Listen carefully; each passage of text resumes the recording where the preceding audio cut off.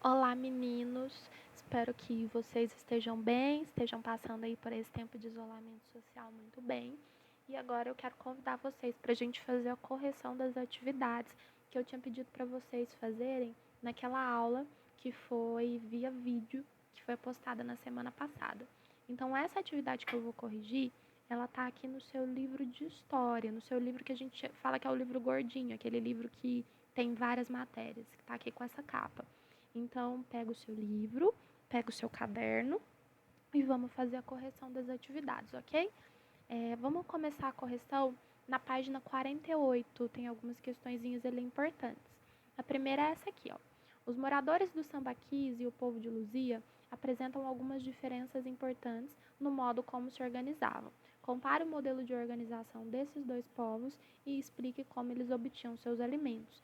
Ele está falando para vocês compararem como vivia o povo de Luzia e como viviam os moradores do Sambaquis. Os moradores do Sambaquis, eles viviam em cabanas ocupadas por famílias de 2 a 6 indivíduos, eram cabanas pequenas. E cada grupo tinha ali por volta de 4 ou 5 cabanas.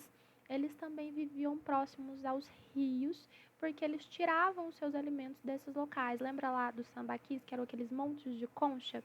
Então, como tinha muito alimento, os sambaqueiros eles não eram nômades, eles ficavam por muito tempo ali na mesma região, porque eles tinham alimento de sobra. Já o povo de Luzia, eles eram organizados mais ou menos em 25 pessoas, se alimentavam por meio da caça, da pesca e da coleta, ou seja, eles eram nômades e se deslocavam sempre em busca de alimento. Segunda questão está assim: a civilização que existiu no Alto Xingu entre os anos 1200 e 1600 apresenta características específicas, diferentes das demais sociedades da região da Amazônia. Que características são essas?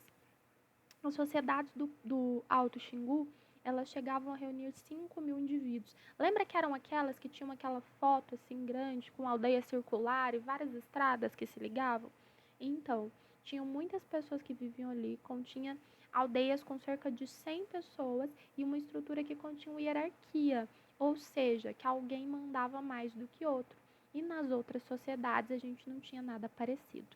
Agora vamos lá para a página 49. Abre aí. A 49 vai começar com uma questãozinha de VOF. Então vamos olhar ela. Os cientistas já provaram, começa provando que o início do povoamento da América foi através do Estreito de Bering há 50 mil anos. Aqui a gente tem uma confusão de várias teorias. Quem fala que o povoamento da América foi há 50 mil anos, ele não teria sido através do Estreito de Bering, mas sim segundo a teoria Daniel de Guidon. Então, essa teoria aqui, essa questão que está toda estranha. Outra coisa, os cientistas já provaram, afirmaram, um negócio meio estranho. Porque os cientistas, eles fazem as suas afirmações, mas a respeito do povoamento da América, a gente não tem um consenso específico, a gente não tem uma afirmação que seja a verdadeira, digamos assim. B. De acordo com a teoria de Clovis, há 11.400 anos, grupos humanos saíram da Ásia, atravessaram o Estreito de Bering e chegaram na América pela região do Alasca, dando início ao povoamento do continente. Certo, porque ele está falando da teoria de Clovis. A descoberta do fóssil batizado com o nome de Luzia trouxe uma nova interpretação ao povoamento da América, que teria acontecido em duas levas distintas, uma de povos de origem mongoloide, com traços ali da Ásia, e outras de povos de origem não mongoloide, certo? Então, certinha essa aqui também. D. Arqueólogos em pesquisa na Serra da Capivara encontraram vestígios datados de pelo menos 50 mil anos que supõem pertencer a seres humanos, mas alguns cientistas questionam se eles são realmente vestígios humanos ou não. Verdadeiro. Por isso que no início a teoria da Daniel de Guidon ela foi tão perseguida, mais ou menos, porque as pessoas acreditavam que esses vestígios dela não eram vestígios humanos. Agora vamos lá para a página 50. Abre aí, questão número 2. Vamos ler o textinho. Na bacia do Rio São Francisco, nas Nossa, tá difícil de entender aqui, ué. Nas paleolagoas, conhecidas hoje como tanques, foram achados ossos de animais extintos da fauna pleistocênica. Olha que nome bonito. Você pode colocar no seu filho. Que conviveram com o ser humano em diversas áreas da região, como Salgueiro e Alagoinha, em Pernambuco. Pesquisas mais recentes assinalaram também a presença da megafauna como o mastodonte e a preguiça gigante. A preguiça gigante continua viva até hoje. Como é o caso da Lagoa Ouri, de cima em Salgueiro. Só que a preguiça gigante, ela tá viva, mas ela não tá, ela tá vivendo, às vezes, em algumas pessoas, né? A preguiça gigante é um clássico. O trecho acima, eu sei que você conhece alguém que vive junto com a preguiça gigante. O trecho acima propõe uma leitura da história do Brasil que se caracteriza pela presença essencial dos europeus no continente africano. Tô falando alguma coisa de europeu aqui? Não. Inexistência de exemplares da megafauna no território brasileiro. Errado. Aqui está falando que a presença da megafauna. A megafauna você pode pensar em animais grandões. Carência de estudos paleoantropológicos e sítios arqueológicos no Nordeste. Não, inclusive porque no Nordeste nós temos a Serra da Capivara, que é praticamente um dos maiores sítios arqueológicos aqui. D. Antiguidade da presença humana no país anterior à chegada dos portugueses. Muito bem. E. Existência de répteis de porte avantajado, popularmente conhecidos como dinossauros. A gente sabe que os dinossauros eles não conviveram junto com os seres humanos. Eles viveram há muito tempo atrás. Então, não. Só para confundir essa aqui. Vamos lá. 3. Os povos mencionados nesse capítulo não existem mais. Que vestígios os arqueólogos usam para obter informações sobre eles? Então, a gente pode trabalhar com fósseis, pinturas rupestres, aquelas feitas nas paredes das cavernas, objetos de cerâmica. Lembra que os povos da Amazônia eram excelentes produtores de cerâmica? Sambaquis, os montes, instrumentos feitos pelos grupos, restos de fogueira e um monte de outra coisa. Ok? Página 51, vira aí. 4. Nos últimos anos, o casal de pesquisadores franceses Denis Vialot, meu francês é muito bom, vocês vão ficar impressionados, e Águeda Vilhena Vialot, se dedicou a estudar vestígios encontrados no sítio arqueológico de Santa Helena, no Mato Grosso. Nesse local, eles encontraram diversas ferramentas e adornos que podem ter sido produzidos por seres humanos que viveram na região há milhares de anos. Essas descobertas estão fornecendo evidências importantes para o estudo do povoamento da América.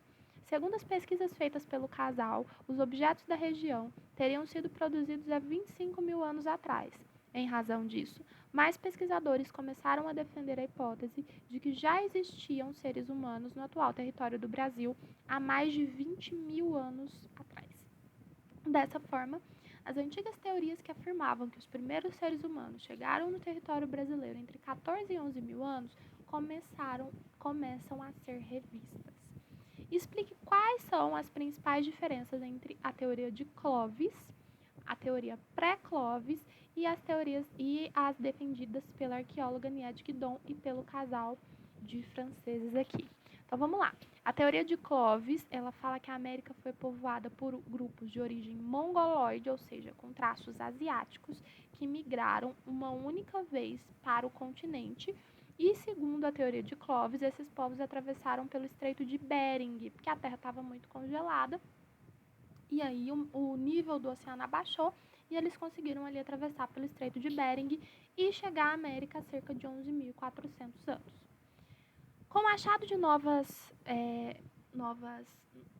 fontes, a gente tem a teoria pré-Clovis, que afirma que os seres humanos chegaram à América há cerca de 14 mil anos e não 11 mil anos atrás.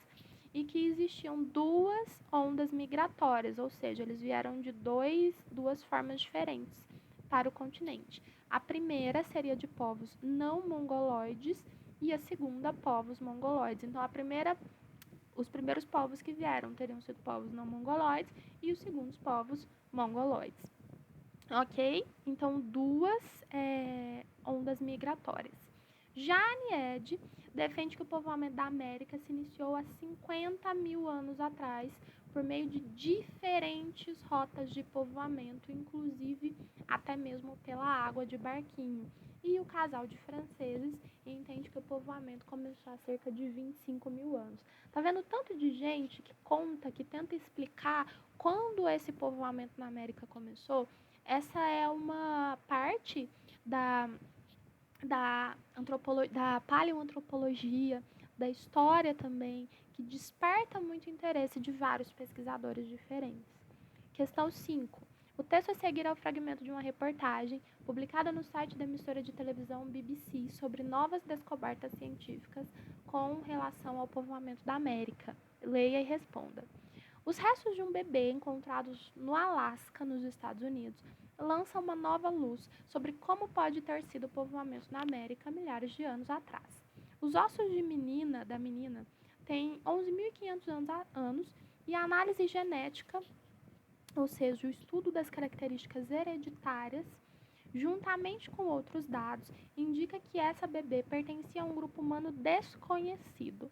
Os cientistas dizem que o que descobriram até agora a respeito do DNA da bebê dá forte sustentação à ideia de que uma onda de imigrantes da Sibéria chegou ao continente entre 15 e 25 mil anos atrás.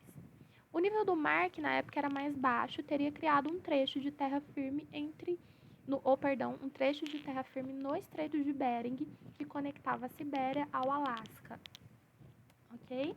Os cientistas estudam a história das populações antigas por meio de análise das mutações genéticas ou pequenos erros que são acumulados no DNA em sucessivas gerações. O estudo da equipe aponta que a existência de uma população ancestral que começou a se diferenciar geneticamente dos asiáticos orientais há aproximadamente 34 mil anos e que completou essa separação há 25 mil anos, o que indica que essa população cruzou o Estreito de Bering. Ok? De acordo com o texto, as novas descobertas reforçam a teoria de Clovis. Por quê? Não reforçam, porque de acordo com a teoria de Clovis, o povoamento na América teria acontecido em apenas uma rota, uma leva de pessoas há 11.400 anos atrás. Mas essas teorias que estão aqui, elas acreditam que esse povoamento aconteceu há pelo menos 25 mil anos atrás. Ok? Letra B dessa mesma questão. Segundo as novas descobertas, qual teria sido a rota de migração desse grupo de povoadores da América? Então, o Estreito de Bering, igual eles acreditavam, o Estreito de Bering. C. A reportagem indica que não há apenas arqueologia que pode ajudar a conhecer o processo de povoamento na América. Qual outro campo conhecido contribui para a compreensão que temos desse período? Então, nós temos aqui a biologia, que possibilitou a análise genética do DNA deles, e também outras ciências, mas em especial o que está sendo destacado aqui foi a biologia. Meninos, Deus abençoe vocês, que vocês tenham uma semana tranquila, consigam aí ter acertado bastante questões, e quero lembrar vocês que o gabarito desse terceiro capítulo, ele vai estar em anexo aqui junto com essa aula quando vocês acessarem ela. Então, vocês vão ter no SAS Conecta a aula e o gabarito também em anexo para você poder conferir com mais calma. Tá bom? Deus abençoe vocês. Qualquer dúvida, manda mensagem que a gente ajuda a responder e faz aí o possível para tirar essa dúvida.